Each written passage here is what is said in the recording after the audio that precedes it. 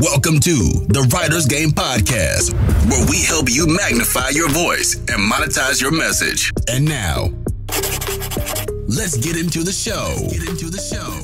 Welcome to another episode of the Writer's Game Podcast, where we help you magnify your voice and monetize your message. I'm your host, Kyle King, and we have somebody here special today. This person is a soon-to-be best-selling author, somebody that has made it out of the trenches of medicine and is getting ready to use her voice to magnify other people's stories that are still working as medical professionals. She's teaching not just a nurse's story, but a hero's journey. How you doing, Ashley?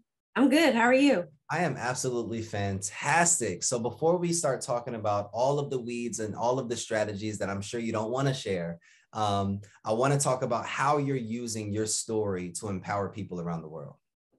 Well, you know what? My story actually is intended to empower me. But there's so many other nurses and healthcare professionals that resonate with the experience of burnout, working in structures that aren't really functional. So my story is a method. I mean, it's part of my business model, but it's necessary. Like it puts it out there for people, for nurses. Like it's just necessary. So that's why I'm using my story. That's how I'm using it as leverage. I love it. So tell me, so for anybody who's listening right now that doesn't know who you are, describe who you are and how you're impacting the world. So my name is Ashley. I am the owner of Cannabis Nursing Solutions. I've been a nurse for over 13 years, and that's how I've identified myself for a majority of my career. Within the past 3 years, though, I've kind of ventured into what we call cannabis nursing, or an endocannabinoid specialty nurse. That's a big word. We could talk about it later. But a lot of it, so I know a lot about the cannabis and, different aspects of it. And that's how I started down this journey. But venturing into entrepreneurship has turned into a bigger beast than I could have imagined. So, I mean, that's how I made it here today. I'm the author of ACEs Medicine. I do advocacy work. I am the executive director for a nonprofit. And I probably just can't think of anything else right now, but for some reason, when I write all this stuff down, it takes me forever to pull it together. So, but that's me in a nutshell. I love it. Out of all of the things that you do on a daily, what are you most proud of? My personal evolution, to be honest with you. People come to me all the time and they're like, hey, this is amazing. Aren't you proud of yourself for this or that? And yeah, absolutely I am. But it has more to do with like my ability to manifest certain things for myself, to kind of get myself out of certain mindsets, to shift my reality the way that I has been like huge.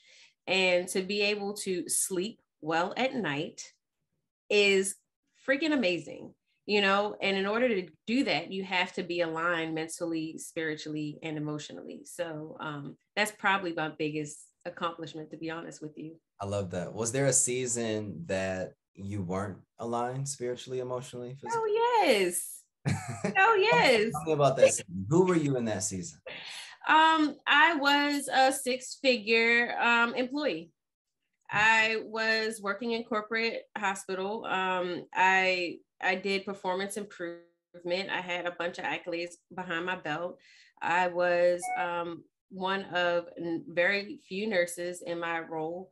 I was one of very few women in my role, and I was one of very few minority people in my role. So, I quote unquote made it to the top. I was with the people who were making the decisions. I was implementing top down. And learned a lot about a lot. I didn't realize healthcare worked the way that it did, but, I'm happy for that information, but ultimately just was not happy. I was constantly being asked to do stuff that was against my moral code, my own personal, decision-making. I wouldn't necessarily do some of the stuff that I was asked to do. I would verbalize it, but still do it. Right. So not aligned. I was constantly talked to in a way that I didn't appreciate. So, that was me in a nutshell. I didn't have time for my children. By the time I came home, I was so drained. I didn't have time. I didn't feel like doing anything. I would pretty much want to zone out. So by the time it was time for bed, my mind was racing. So that was me then. Wow. And I think there's so many people probably even listening to this podcast that are experiencing that right now. Walk me through the process of that person to the person that you are now. What were the steps that you put in place? What were the systems that you put in place for this evolution to take place? To do something different. Mm. Every day I'll wake up and I'm like, this isn't working for me. I need to do something different. So the first time that I think I did that for myself, that made a difference from my point of view, is when I took my first long-term vacation. You get all this vacation time and you don't even use it. I had weeks of vacation, and it was my first time taking a 2-week vacation. We went to Hawaii and I felt guilty as hell. Isn't that crazy? Why did you feel guilty? Because I felt like I was not performing. I wasn't doing my work. Like, how can I be a high performing employee if I'm here in Hawaii for 2 weeks? Like, it didn't connect. And, you know, sometimes just being a woman too, there's an added pressure to function at a higher standard. You know, we're strong, especially being a Black woman. I'm a strong Black woman. So there's a lot of pressure that I feel like I was putting on myself to be a certain way, present a certain way, or whatever. So by me going away for 2 weeks, that didn't align with that perception that I had of myself that I felt like I needed to aspire to. So there's a woman right now that's experiencing that, that's going to listen to this and not have a solution on this concept of, if you're not there, you're not being productive. mm-hmm. What would you say to that woman? You don't have to be there. Somebody else can do it. For real. Like, I mean, you know, it's crazy. Even the way we run our house, a lot of times we feel like we got to do it all. We got to be the one to run the kids everywhere. Like, I still struggle to this day with delegating to my husband sometimes. He can do it. He can show up. You know, he can take them to school. It's okay. But like, you feel like you're not being a present mom if you're not physically present. But the reality is you want to have solid quality time. You know what I mean? Instead of being scattered. So even though you're present, you're zoning off while you're driving. You're not having a conversation because you're thinking about the next thing you have to do, you know? So, you know, if I had to say anything to that woman, figure out a way to delegate, figure out a way, you know, is there somebody else who can be there, you know, to cook dinner or to be there for your children or, you know, to answer that next email or whatever. You don't have to do it all. You just don't. I love that. When you put down all of the hats of the businesswoman, and even all of the hats of the mother and the wife, who are you? I am silly. I am so silly. And you know what? I'm so silly and I'm so structured at the same time. Like, I see everything as a like a puzzle, you know, and that's how I deal with everything. So if I'm playing a game, right, I see the pieces to win. Like, I'm strategizing, I'm figuring it out. I like to laugh. I laugh at the silliest things. My kid comes up to me and she's like, "Busy bee, isn't that a funny joke, mom?" And this has been a running joke for like a week.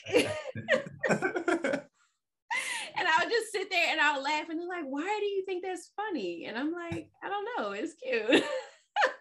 I was listening to something by Michael Todd, and he was talking about, you have to find, like, peace is not a moment. Like, peace is not like a circumstance of time. Like, peace is a lifestyle that you live in. And even through challenges, even through controversy and trials, you have to still find joy, or you have to still laugh, or you still have to find peace in life through the most challenging moments. How would you describe peace in your life? It's every day at this point. Like, it just is. Like, it just is. I can't even describe what peace really is in like the conceptual way that people present it. You know, like, peace is blah blah blah next to whatever you come up with, right? And it's like, but peace just is. Like, if you wake up and you can smile in the morning, if you wake up and you can see a beautiful view, if you wake up and hear your children laughing and yelling and or whatever it is that they're doing, finding peace in the fact that this is an extension of what you created, right? I'm here, I'm at peace because I created everything that's surrounding me. And so for me, when I look around, that's what I see. So I'm at peace. What is something that you're currently creating that is getting you excited inside? Expansion, touching more and more people, being confident I am truly confident in what I have to say these days. There was once a time where I questioned everything, that I didn't feel like what I had to offer was valuable. So the fact that when I wake up, I know where it is that I'm going. I know what it is that I'm doing. I'm not spinning in circles. That makes me happy every single day. Even when I'm not, even in those moments where I don't even feel like I'm being 100% productive, like I still feel like I'm moving in a direction. What is that direction though, Ashley? What is the direction if you could think of one place that you want to end up in? How would you define that place? Like physically? You tell me. Okay, so I mean, listen, I'm gonna be somewhere warm. I'm thinking Mexico. I'm telling you, I went to Mexico. I know you did too. So Yeah. I went to Mexico early December, and the people were just so friendly, and the weather was perfect, and it wasn't dreary and raining and wet, and like they kept stuff clean. Like, why don't we keep stuff clean here? I don't know. But where I'm gonna be is gonna be warm. People are gonna be pleasant. People are gonna be just as calm and relaxed as I am by nature. And I'm going to have space. So in my head, I'm moving to Mexico. I'm going to live amongst people who speak Spanish. So I don't have to rush when I speak, because that's another issue, that people want to talk so fast that you can't even get a word in edgewise, because we're so focused on whatever it is that we're doing. We feel like as Americans that what we're doing is the most important thing. So I just want to move at the pace that I'm feeling like moving at that time. So that's where I'm going. That's what I'm doing. I want to expose my children to the world. So when they do settle into adulthood, they are aware enough to be able to take in the life lessons, because I feel like I came into it a little bit too late. And, no fault to anybody. It's just, it took a while for me to get here. So I hope that my children have the experiences earlier on than I did. Whatever. If you could, I truly believe legacy is something that we always throw out there. It's important to us all, most of us. If you could accomplish one thing and your legacy was based upon that one accomplishment, what would you have wanted to accomplish in your life? I don't think it's on one thing. I think it's a matter of showing your children growth.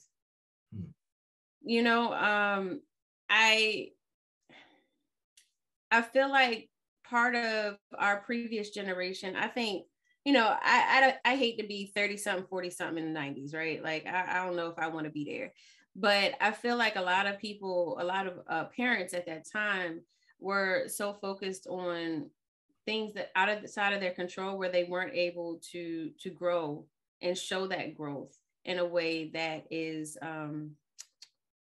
balanced. I'll say that. Exactly. So I think the thing that this generation of parents and adults can do is to show how you can grow and evolve, expand your awareness, knowing that you don't know everything. I tell my daughter all the time, I'm like, hey, when she's like, hey, Mom, I can't believe you didn't know this or that. And I'm like, of course I didn't know. I only can tell you what I know. Exactly. So that way, everything you know will be in addition to what I know. So, and having that awareness that you may not also know. So every environment that you're in, you're supposed to absorb all that and grow with it, So, because I just feel like life is such an individualized game. Nobody's journey is supposed to be the same. And that includes my children. I don't care, what lessons I learn. All I can do is teach them to them. And then they apply it how is applicable in their life. They all have their own superpowers. We highlight superpowers in this house. Mine are very different from my children's. What are your superpowers? Empathy. Okay. I can sense emotion. Okay.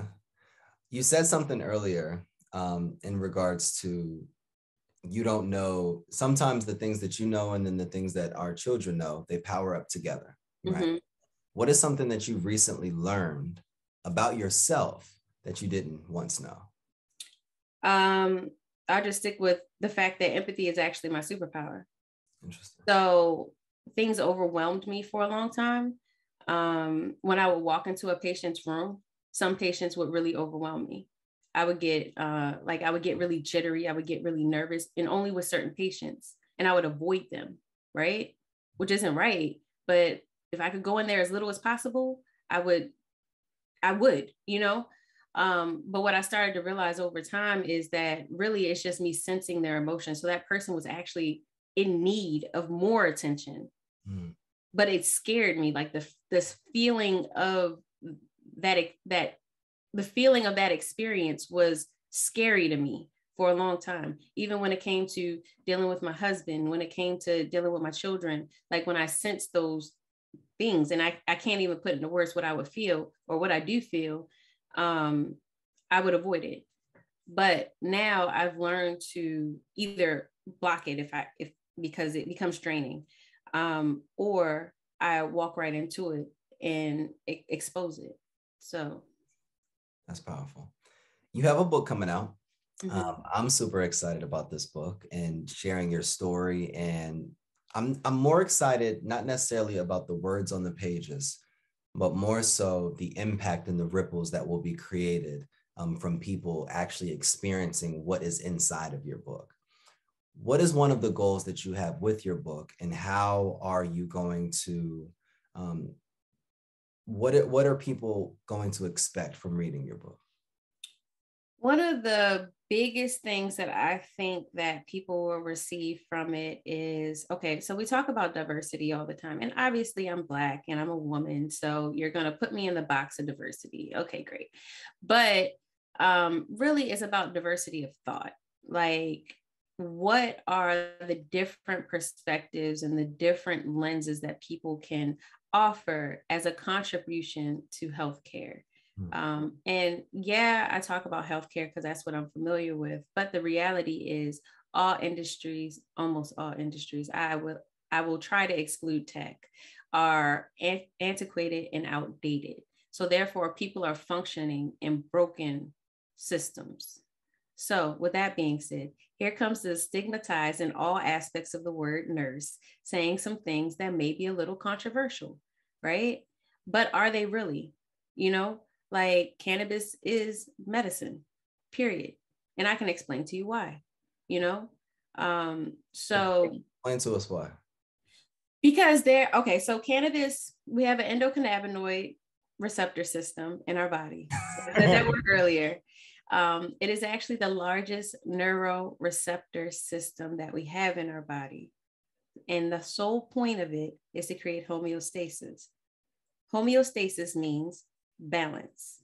Balance means wellness. So when that is not functioning properly, you are not well.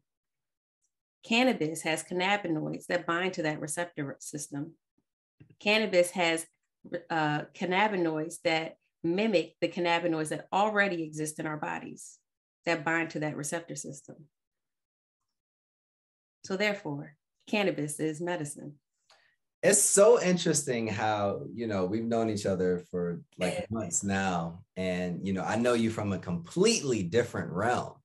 And hearing you talk about this and using these medical terminologies is so enlightening. And it's actually really cool because people are different in the different places or in the different spaces that they're operating in.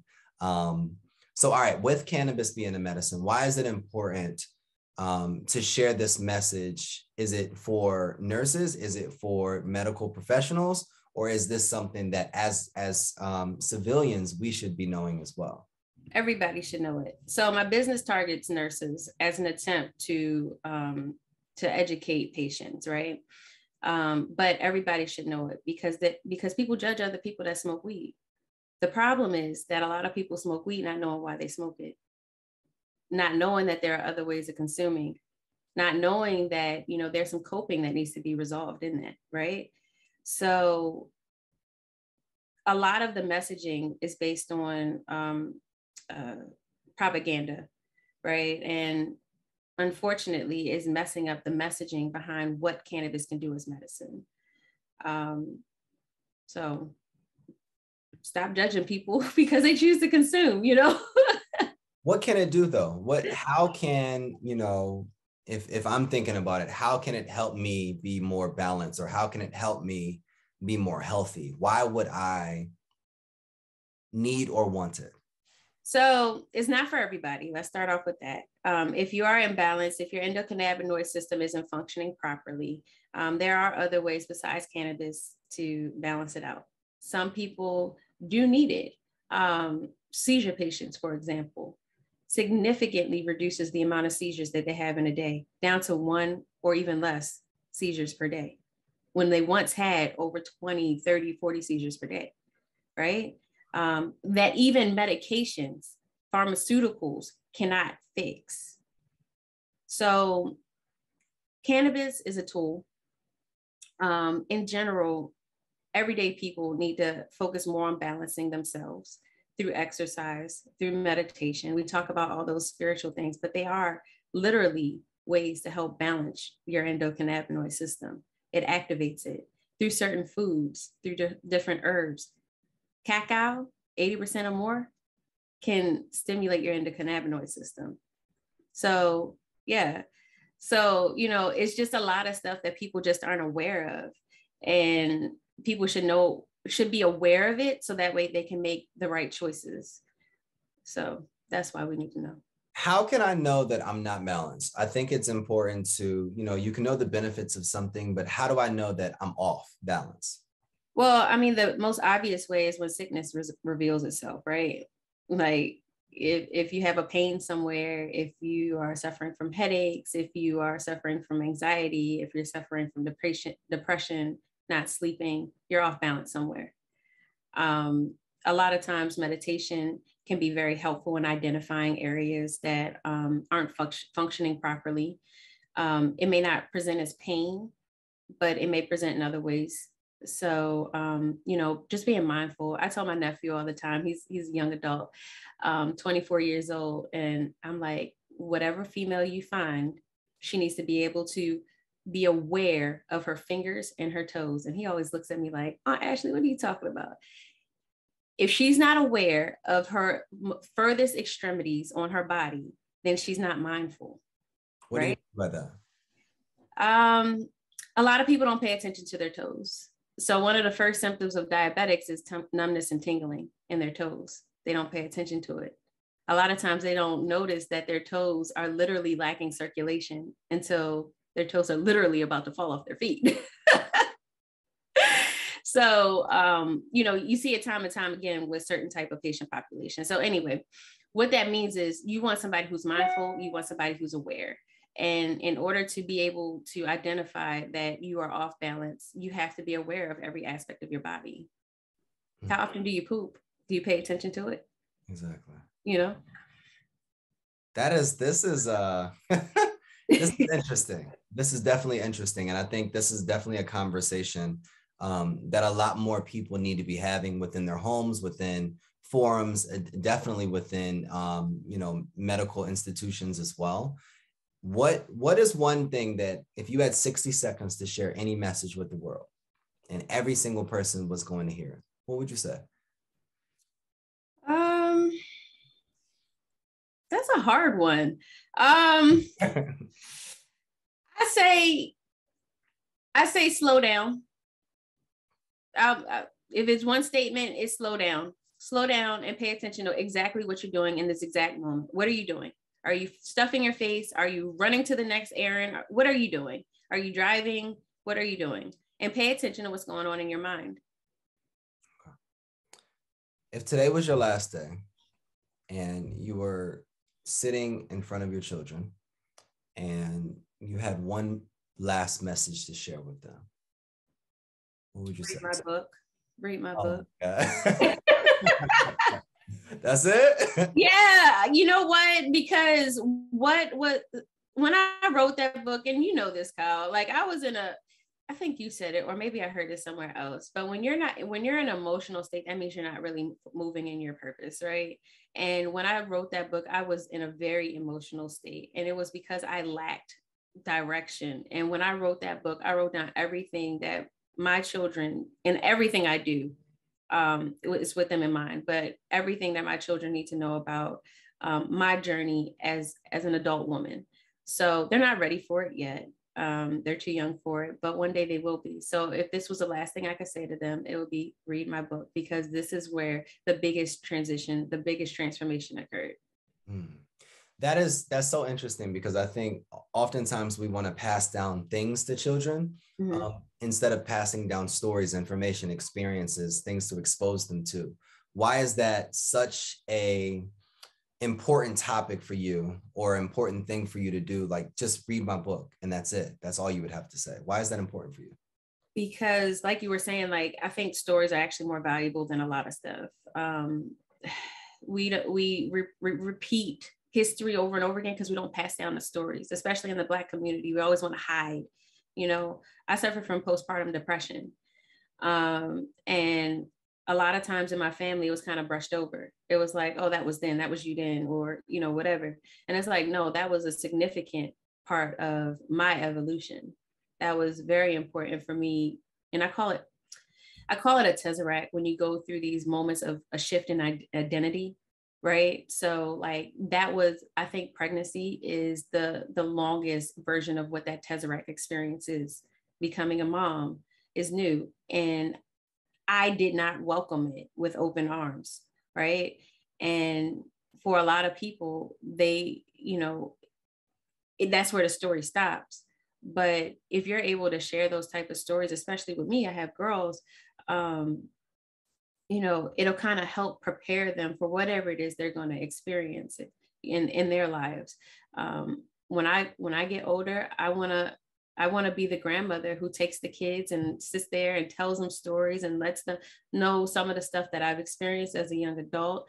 You know, show them when grandma looked beautiful, and show, you know, just show them things that, like, the different aspects of what it means to be a whole Ashley, not just what it means to be a grandmother or what it means to be a mother. You know, I want them to know what it means to be a wife, and what it means to be an entrepreneur, and what it means to be a career woman, and what it means to be a homeowner and a real estate investor, and, you know, all those kind of things. So, you know, what Ashley is, I want them to get the whole experience of what that is, so that way they can carry it forward and that be the true legacy.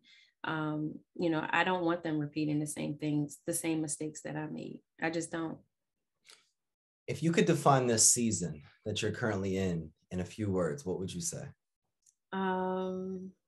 Define the season. I'll go back to expansion. Just allowing my voice to be clear, allowing my messaging to go to as many people as possible, expanding my awareness. Like, one thing I did last week, I did an improv class. That shit was dope. I could actually see you doing that, though. It was so fun. And part of it was, you know, being able to express myself beyond, you know, the seriousness of, you know, making sure everybody knows who I am, you know what I mean? Making sure that everybody receives me a certain way. That was like a great moment to be around people I don't know, and to be silly, and for it to be applauded at the end. Why was that important? What did that do for you? I think a lot of times I don't acknowledge the applause all the time. And sometimes I feel undeserving of the applause. Let me put it that way. And I think that's part of my evolutionary travels as well. Like, being able to acknowledge that, you know, here you are, Ashley, here you are doing amazing things, and you deserve to be applauded. So why not put yourself in a very interesting situation to receive that applause too? So, you know, and again, like I said, for me, it's confronting the things that make me nervous, confronting, you know, the things that I've kind of reserved myself against, protected myself against. So for me, I'm doing any and everything that isn't traditional, it isn't normal, and probably scares the shit out of me. There's a woman on here, or just a person in general listening right now, that doesn't have your confidence, doesn't have your sureness, doesn't have your joy and peace, but they want it. They want to embody the different things that you possess and that you exude. even when you communicate. What are 3 things that you would recommend them do right now as a part of their season to achieve those things? So first things first is understanding the way the world sees you. So we talk about intersectionality, and we talk about, Blackness and womanhood and, gayness or whatever, wifehood, motherhood, whatever. These are all things that are non-existent. They only exist because we exist on this physical plane together. So we've decided that these concepts are real. They are not. But you must be aware of the way the world sees you. And if you can accept the way the world sees you, then the next step is to identify what you define yourself to be, right? So that way you can present that person to the world, despite the initial response based on the constructs that we live in. And then the other piece of it is, this is not 3, but the other piece of it is it's an evolution. It's not something that happens overnight. It's something that you have to be intentional about and be willing to take the long journey. This has been 3-4 years in the making. When I worked in corporate and decided I need to do something different, it started with a vacation. That was not the moment that changed my life. It just was a great vacation. At least she's honest. At least she's honest. Actually, I do want to say this. You are definitely deserving of all your applause. And I'm super proud to see from the emotion to the evolution. I'm super excited to continue to watch how you evolve, and not how just you evolve individually, but how you help so many other women, companies, institutions evolve as a part of your story and your message as well. And starting with your speaking engagement that we'll talk about offline as well. If there's one last thing, one last message that you would want to say, because I think so often we go on podcasts, we write books, we give speeches, and there's always that, I wish I would have said this. What would be that one last thing you would want to say? Okay, so the first thing that came to mind, Rachel Rodgers' "We Should All Be Millionaires" is legit. Everybody needs to read that. And I think it's we all need to read more often. I know you have your book challenge coming. You're reading 1 new book a month, but I think that part of shifting your mindset is about what we take in. So everybody should be intentional about what the information they take in, the things that they choose to listen to, the things that they choose to implant into their subconscious. I think all play a role into how you project yourself out. So if I had to say one thing more, and I'm just going to assume that your audience tends to be minority, because that's true for my audience, but we need to read more often. Things are hidden in books, and they're hidden in books for a reason. I love it. Where can we find you online? www.cannabisnursingsolutionsllc.com. My Instagram is Cannabis Nursing Solutions. You can find me on LinkedIn too, but I don't remember that handle. So just Google me, Ashley Wynn Grimes. I come up. You'll see my children's book. You'll see different speaking engagements. So very easy to find me. I love it. I love it. Thank you so much, Ashley, for blessing us with your presence as well. Again, this is the Writers Game podcast, where we help you magnify your voice, monetize your message, and we will see you guys next episode. Thank you.